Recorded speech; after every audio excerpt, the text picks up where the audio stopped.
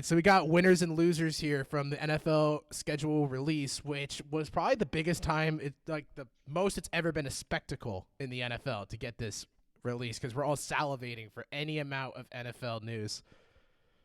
Yeah, we really are. I mean, honestly, the NFL schedule didn't deserve as much attention as it It got got a because 3 hour special. everybody knew who they were playing and they knew where they were playing. It's just about finding out the timing. And given everything that's happening in the world right now, that timing's probably going to get messed up anyways. Oh my God, we're playing at 4 o'clock. But now we have more to talk about, so let's do it. Let's get into it. All right, Kyle, who is a winner for you? Winner for me would be the Philadelphia Eagles, believe it or not. The Eagles have one of the easiest schedules coming up next season. I think they have the 25th most difficult schedule going into next season. And the Eagles, I think, are just really well positioned for next year. You know, the NFC East, the division they're in, is weak. They should win at least 4 or 5 of their divisional games. You know, the Giants are not going to be particularly good. The Redskins are not going to be particularly good. And the Cowboys, you know, who knows what we're going to see out of Dallas? Probably another 8-8 season, unless Mike McCarthy can really, you know, make a significant impact and take that team to the next level. But I just really like how the Eagles' schedule's shaping out. They have easy opponents down the stretch. You know, they finished the season playing Washington at home, playing Dallas, playing Arizona. You know, they've got matchups with the Browns, the Giants, the Steelers, who I think the Steelers are going to have a down year next season. I couldn't decide how I felt about them yet. It's, you know, Mike Tomlin's never had a losing season, but I can't trust Big Ben until I see it. But you know, he's in NFL shape, dude.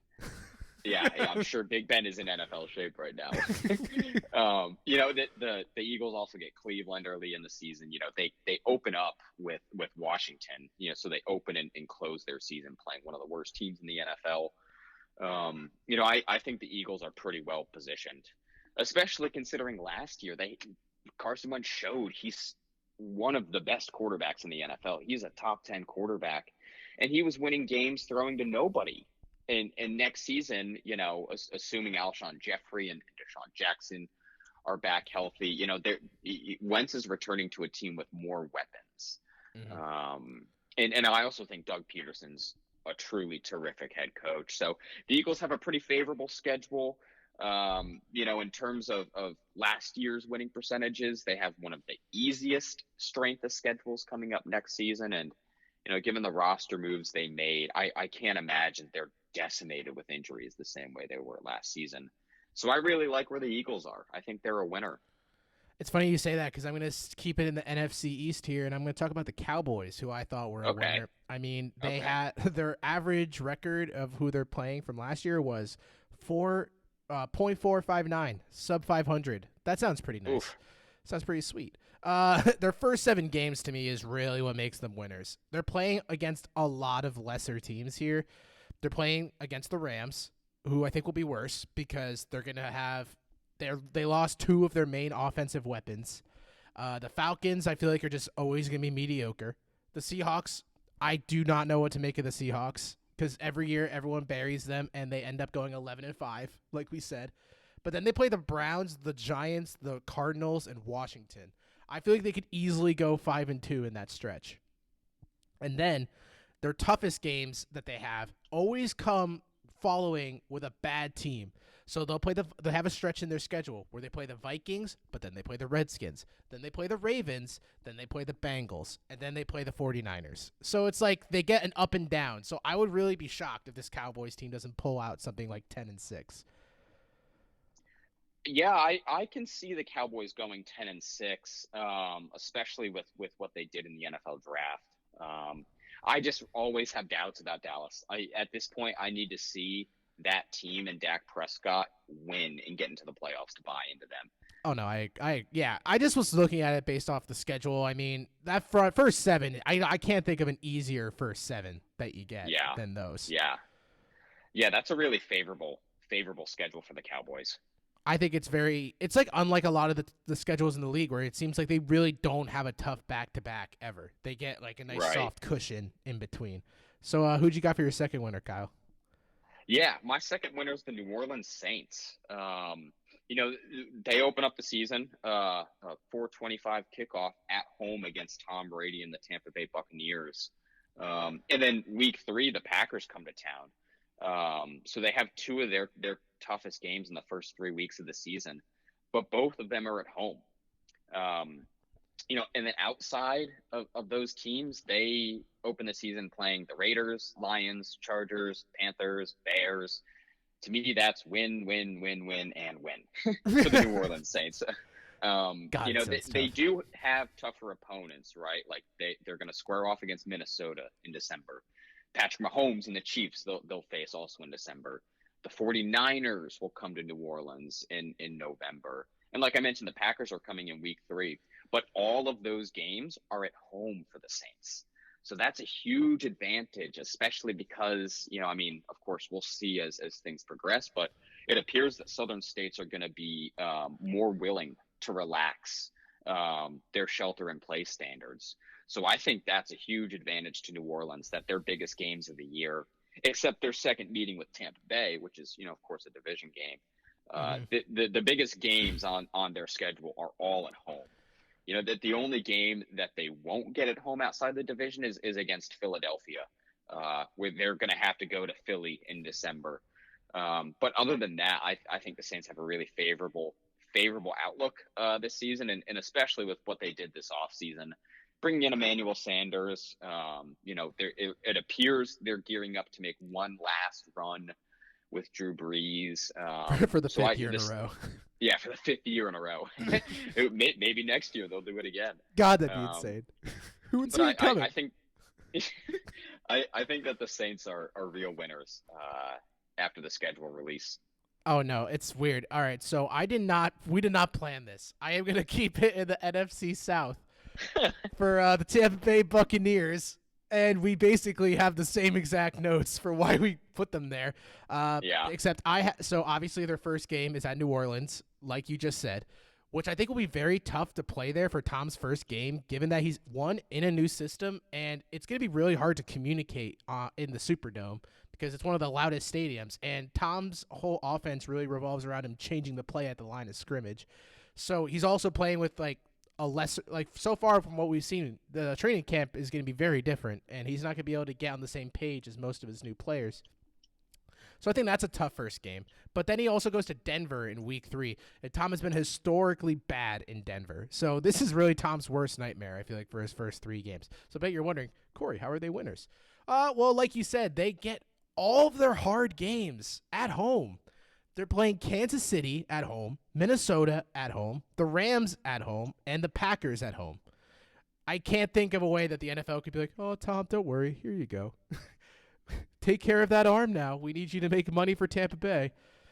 And, yeah, I think Tampa Bay, I mean, like you said, the South is getting a lot of good home games for some reason. I can't understand how they both got it, but hey.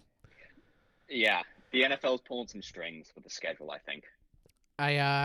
Yeah, I mean, it's Tampa Bay, so what are you going It's to do? Tampa Bay. Yeah. Yeah, so my third winner, I'll mix it up now.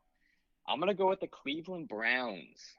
Yeah, I feel like we really attacked Cleveland I think this Cleveland episode. is leaving this very happy. Yeah, and you know what? The Browns don't deserve it. They have a hard enough time as it is. But the Browns next year actually have a pretty favorable schedule.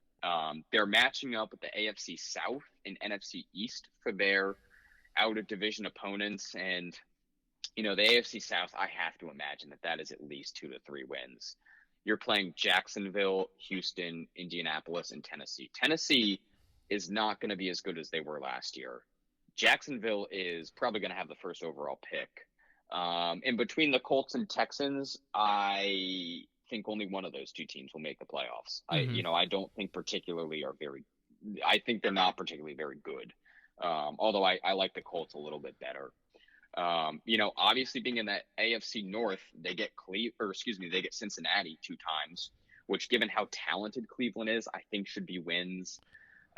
You know, some of their tougher games, like against the Colts, the Texans, I think the Eagles as well, they get at home. Then they have very easy wins down the stretch. They get Jacksonville in late November. They get the Jets in late December. They get the Giants right around Christmas time. They get the Raiders in early November, playing in Cleveland for a 1 o'clock kickoff. That's tough for a West Coast team.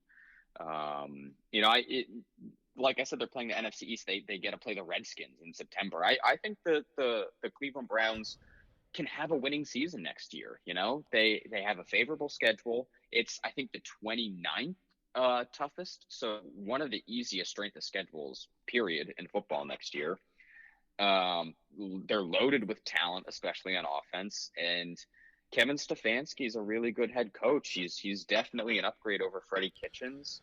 And, I think Baker can have a bounce back year in year 3. He's obviously not Russell Wilson, but he can be serviceable, I think, in the NFL. So I like where Cleveland is. I'm gonna keep it in the AFC North because oh boy, I picked the Ravens, which and for those who don't know, have somehow the easiest schedule for being the first best team in the AFC. Yeah, they do. And I think they travel the fewest number of miles, too, don't they, of any team in the NFL? Delta is not a fan right now, especially with how the economy is going. I call the Ravens the Downey schedule because let's just, like you said, all right, the easy teams they play here, Washington, Cincinnati twice, Jacksonville, and the New York Giants. I think that's safe. They go 5-0. If you oppose me, I'd love to have an argument with you about that. And then I would say, because it's divisional, I think there's a chance they split their games with Pittsburgh and Cleveland. So that would bring them at like 2-2. And then they have what I classified as their tough games as Houston, Philly, Indianapolis, New England, Dallas, and Tennessee. I said tough teams in air quotes because 3 of those teams, or 4, I guess, I don't even know if they're going to be good, being the Pats, Cowboys, Colts, and Houston. And I'd say from there, I would expect them to go 4-2. So that brings them to 12-4, and they didn't even have to bear a sweat. Oh, by the way, when they play Kansas City, they're at home. When they play Tennessee, they're at home, which didn't go that well last time. And they play Dallas at home. So I don't see any way this team struggles. I'm sorry. Expect to hand Lamar Jackson more praise for next season because I would be shocked. Yeah, and it seems like 12-4 might be the floor. 11-5, 12-4 might be like the floor for the Ravens next season. I would be shocked if they were anything below 11-5. Yeah, I agree. Something would have to go wrong with that team. Yes. Well, we can't have winners without losers, Kyle. So who was your biggest loser? No, we can't. My biggest loser, I'm going to take a different angle with this one. All the teams in California, to me, are pretty big losers. Obviously things change every day, but, where we are right now, it doesn't seem as if the California teams will get to host home games next season. So the revenue loss that those teams are looking at is significant. The home field advantage that they're going to lose is significant, especially for, the 49ers who have a pretty strong home field advantage. For the LA Rams, who were set to open up this brand new multi-billion-dollar stadium in just a few months, and that might have to wait until 2021, or at the very least later on in the 2020 season. If the rest of the league is playing without fans or with limited fans in stadiums, I think it's less of a disadvantage for the California teams. But, we're staring down a very real possibility that, they can't even host training camp in their home state. So, they're going to be renting out just worse facilities. They're going to be on the road every single week. To me, the California teams are big losers, not just from a business perspective, which obviously, but from a competition perspective as well. Traveling that much when you're playing such a physical and violent sport, that's going to add up, especially if the NFL is going to try and play a full season next year. So the California teams are big losers. I think the AFC East teams, to me, were the biggest losers because they're playing the NFC West, which is one of the toughest divisions of football. But let's talk about the Patriots. Will have to play Kansas City in Kansas City, while also having to also play Baltimore and Houston. The Pats have 7 games against teams that won 10 or more regular season games. So the Patriots' schedule from week 2 onward consists, after they play Miami, consists of Seattle, Oakland. They're playing at Seattle, home versus Oakland, at Kansas City, home versus Denver, home versus San Francisco, at Buffalo. And they're also going to have to play Baltimore at home, at Houston, and at LA. That, to me, is a very tough schedule, especially for a team that's trying to figure it out. So that's a tough look for the Patriots. But also, the toughest look has to be the Jets. I mean, their first 9 games. Let's keep in mind, this is probably going to be one of the worst teams in the league. They play at Buffalo, home versus San Francisco, which is that really any advantage? At Indianapolis, home versus Denver, home versus Arizona, at LA Chargers, home versus Buffalo, at Kansas City, and home versus New England. Are we thinking that team's going to go like 2-7? No, I think they're going to lose all those games. I mean, that was like the optimistic look. I said maybe 2-7. And then just like throw like salt in the wound here. I mean, the Dolphins, their first 6 games. All these media analysts are like, oh, the Dolphins are going to be the sneaky team that pulls it out. Yeah, you know what? Maybe if Tua was playing, and which I doubt he is, I think they're going to start Fitzpatrick. But even if Tua was starting, the schedule is hard. They're playing in their first 6 at New England, home versus Buffalo, at Jacksonville, at home versus Seattle, at San Fran, and at Denver. How on earth is any team going to make it out of there, except for Jacksonville, to pose a winning record? Yeah, that's rough. That's the Dolphins, right? Yeah, and they also play the Chiefs, Rams, and Chargers, but they're all at home. But you know what? Oh boy, it's ridiculous.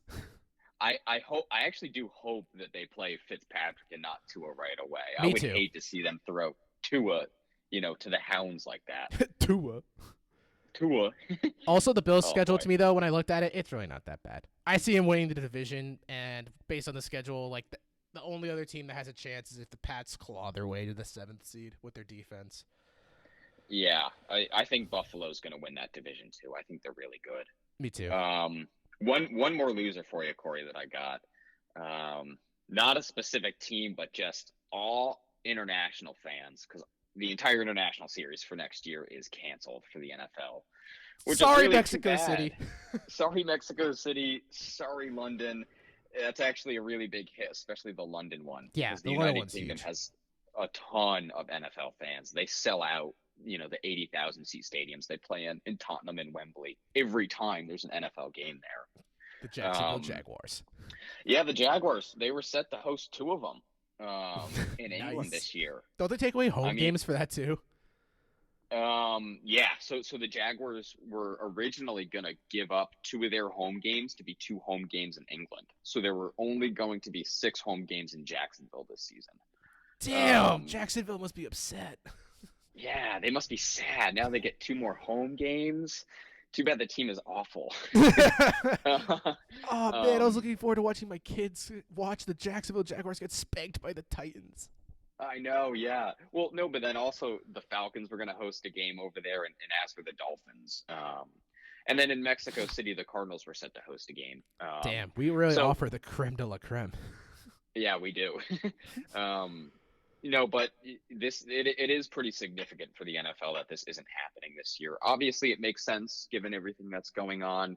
But the international series has, especially over the last decade, become very increasingly important for the NFL, especially England. I really can't underemphasize that, how big of an American football market the United Kingdom has become.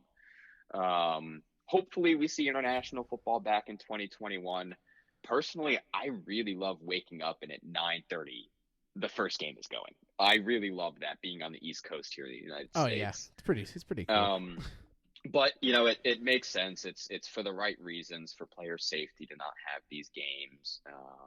But yeah, international series, you guys are losers in 2020. I'm sorry. For my last loser here, I got the losers of the Super Bowl, San Francisco. Super Bowl hangover, very popular narrative for the team that obviously didn't win. I don't think their schedule helps this possible Super Bowl hangover prevention. They get a really cushy start. I could not think of the easier start for them. They play Arizona at home, and then they go to MetLife twice in 2 weeks and play the Jets and Giants. That's an easy 3-0. There is probably the hardest stretch in football, though, for them. They go in week 6 through 12. They play home versus the Rams, at New England, at Seattle, home versus Green Bay, at New Orleans, at the Rams, and home versus Buffalo. Those are all teams that are going to compete for a playoff spot. I don't know about you, but San Francisco really coming out of there with anything above a winning record seems pretty hard for me. Just due to the good teams back to back to back. Yeah. I mean, I can see San Francisco winning a fair number of those games just because I think they're, especially because Kyle Shanahan is the coach, I think they're a really strong team. And their running game next year, which is their biggest strength, should be even better, especially considering that they added Trent Williams. But I do agree with you. That's a really difficult schedule. And also, if you look at the 49ers offseason, it's been up and down. I think they did well in the NFL draft, but they lost to Forrest Buckner, who's one of the best defensive linemen in football. But period. They got Kinshaw. Yeah, no. The defensive line, even with returning Bosa, is not going to look like what it did last season, 49ers fans. And Jimmy G is still the quarterback. Jimmy G, I think, is like Jared Goff. He's top 22 or 23. But if you have an upgraded quarterback, you probably win that Super Bowl. But Kyle, he's so handsome. He is so handsome. It has to lead to something, right? No, it doesn't. Yeah, that's the issue. But Gardner Minshew unfortunately, no. God tier status with that mustache. We can't even. Okay, we were debating Russell Wilson versus Baker earlier. The only person who's actually in a tier by themselves is Gardner Minshew. You don't rock that stash. You do not own the NFL. He's also gonna probably get replaced next year. Yeah, probably. But goddamn that handlebar.